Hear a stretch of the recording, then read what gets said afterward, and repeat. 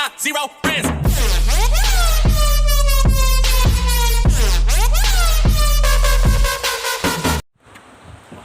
Bismillahirrahmanirrahim. Assalamualaikum warahmatullahi wabarakatuh. Perkenalkan, nama saya Ahnaf dengan NIM 2210123, Prodi Pendidikan Agama Islam UIN Dato Karama Palu. Baiklah, saya akan menjelaskan tentang Kerajaan Sriwijaya dan Kerajaan Majapahit. Yang pertama, saya akan menjelaskan tentang Kerajaan Sriwijaya. Kerajaan Sriwijaya adalah kerajaan yang bercorak Buddha yang didirikan oleh Hayang Srijayanasa pada abad ke-7. Dan adapun letak Kerajaan Sriwijaya terletak di tepian Sungai Musi di daerah Palembang, Sumatera Selatan.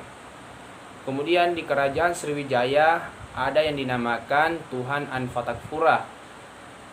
Karena di Kerajaan Sriwijaya ini berada di daerah lintasan pelayaran dan perdagangan antara Asia Timur dan Asia Selatan, sehingga dibutuhkannya Tuhan Anfatakpura ini. Adapun Tuhan Anfatakpura ini bertujuan menyatukan pedagang dan pegawai raja agar mudah dalam memasarkan dagangannya. Kemudian di Kerajaan Sriwijaya ada yang dinamakan rohaniawan yang menjadi teknis pembangunan gedung-gedung dan patung-patung, sehingga pada saat itu tidak dapat dilepaskan dengan nilai-nilai ketuhanan.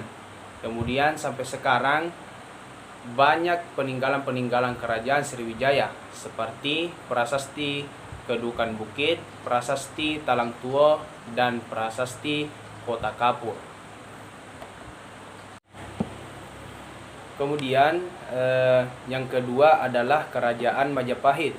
Majapahit adalah sebuah kerajaan yang berpusat di Jawa Timur yang pernah berdiri sekitar 1293 hingga 1527 Masehi. Kerajaan Majapahit mencapai puncak kejayaannya menjadi kemaharajaan yang menguasai wilayah yang luas di Nusantara pada masa kekuasaan Hayam Wuruk pada tahun 1350 sampai 1389.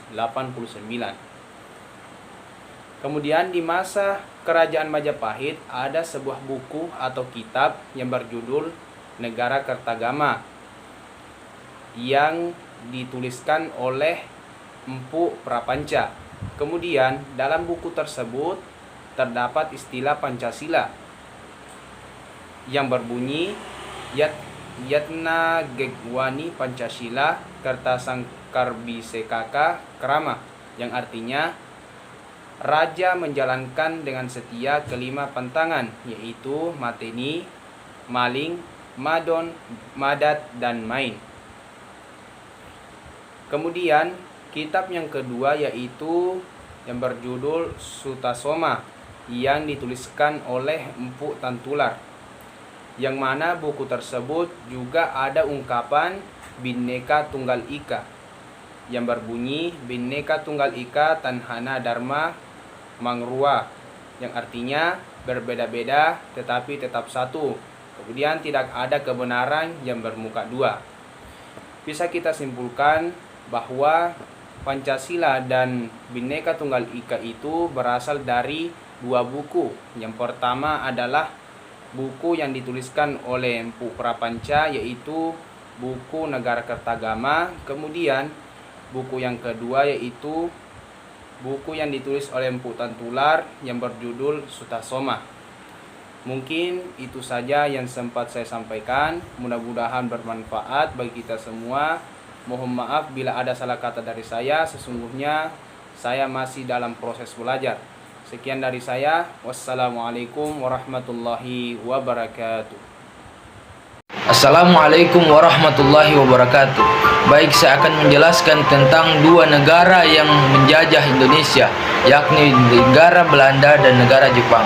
Baik, pertama saya akan menjelaskan tentang negara Belanda yang menjajah Indonesia. Penjajahan di Indonesia berlangsung selama 350 tahun atau dengan setara 3,5 abad lamanya.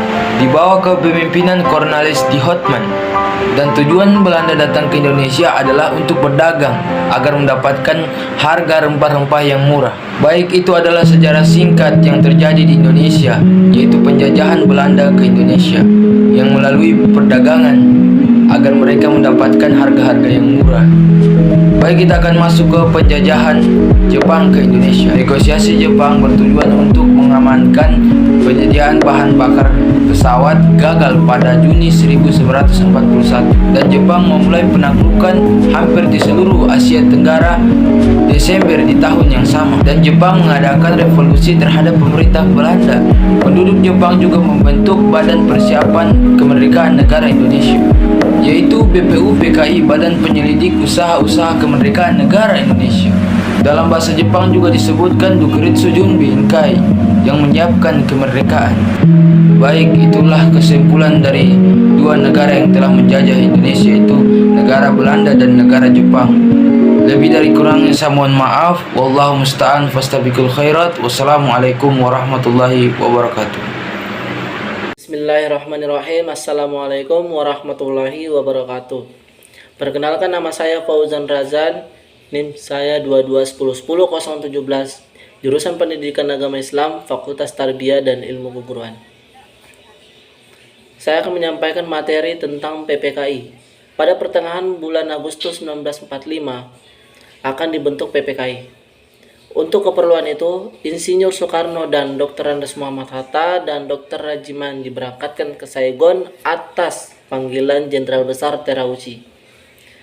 Pada tanggal 9 Agustus 1945, Jenderal Terauchi memberikan kepada mereka 3 cap, yaitu bahwa Soekarno diangkat sebagai ketua PPKI, Muhammad Hatta sebagai wakil, dan Rajiman sebagai anggota. Panitia boleh mulai bekerja pada tanggal 9 Agustus 1945 dan cepat atau tidaknya persiapan panitia diserahkan seperlunya pada panitia. Terima kasih. Assalamualaikum warahmatullahi wabarakatuh. Perkenalkan, nama saya Tiara Jafar. Saya dari kelompok 5. NIM saya 221010005. Baiklah, saya akan menjelaskan tentang materi Zaman Kebangkitan Nasional. Kebangkitan Nasional Indonesia adalah periode pada paruh pertama abad ke-20 di Nusantara, ketika rakyat Indonesia mulai menumbuhkan rasa kesadaran nasional sebagai orang Indonesia. Adapun faktor pendorong terjadinya kebangkitan nasional, yaitu terbagi menjadi 2. Ada faktor eksternal dan internal. Faktor internal, yang pertama, penderitaan yang berkepanjangan akibat perbudakan. Yang kedua, kenangan kejayaan di masa lalu, seperti pada masa kerajaan Sriwijaya atau Majapahit, dan munculnya kaum-kaum intelektual yang menjadi pemimpin gerakan. Sedangkan faktor eksternalnya adalah yang pertama, timbulnya paham-paham baru di Eropa dan Amerika, seperti nasionalisme, liberalisme, dan sosialisme. Jadi kesimpulan dari materi yang saya bawakan, yaitu tentang kebangkitan nasional, adalah memupuk rasa persaudaraan, melakukan musyawarah untuk menambah nilai demokrasi bangsa, serta saling membantu dalam kegiatan sosial.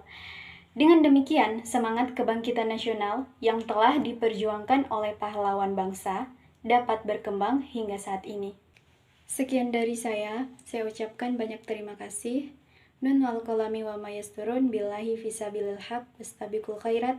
Assalamualaikum warahmatullahi wabarakatuh. Give it to me like